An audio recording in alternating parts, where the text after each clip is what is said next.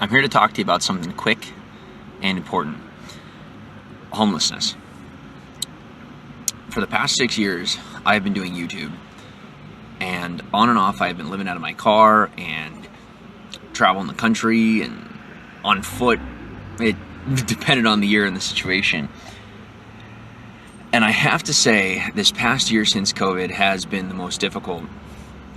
And it provided me with a perspective I didn't have formerly. And that is the understanding of what homelessness is like. It's scary. I had a nice car before, and I have my YouTube channel, but I took a break.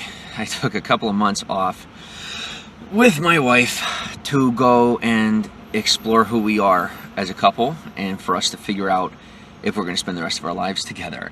And that's a lot to figure out in a short time, and we have made our decision to stay together, and in the same token, it's going to be a lifetime of challenges, obviously.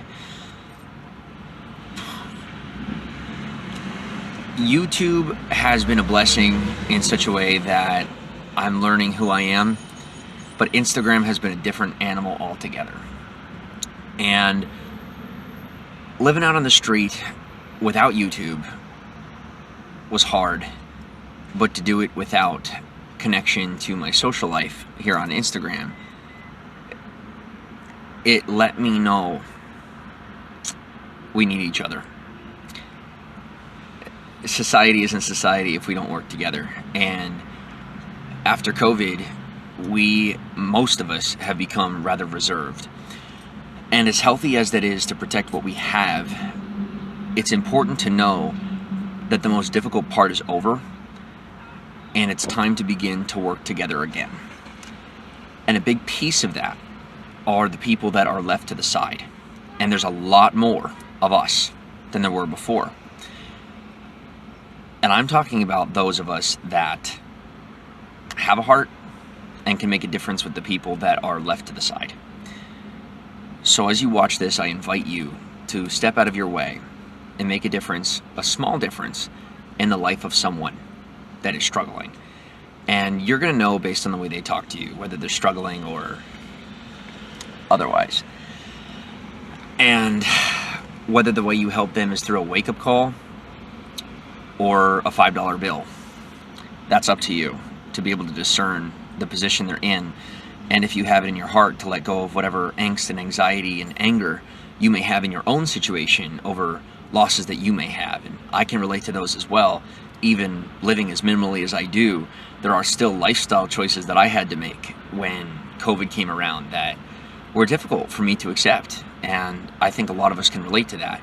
But as we get back to an equilibrium and are able to live our life and know that things are still stable and things are going to remain stable, that we offer a little bit of that stability to someone who it may take a little longer for them to get there.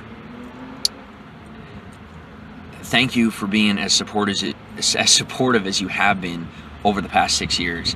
And I mean including the hard love. And I know that's hard for a lot of people to hear out there, especially in a space that's about sensitivity. Hard love can be sensitivity if someone's over the line. And I appreciate those of you that kept me on the line. And I recommend to those of you out there that if you see someone struggling the way that you saw me struggling, to find a way to do it with sensitivity and effectiveness. And that takes a lot of discernment. And communicate with that person as much as you can. So, publicity aside, this is real life, and it may only be a show for you, and that's okay. I'm okay with that. I think that's the point of being on here.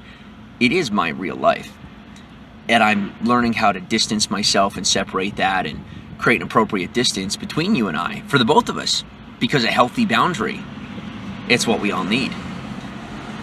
Having that, let's work to permeate that distance every now and again when it is safe and applicable. Thank you for watching.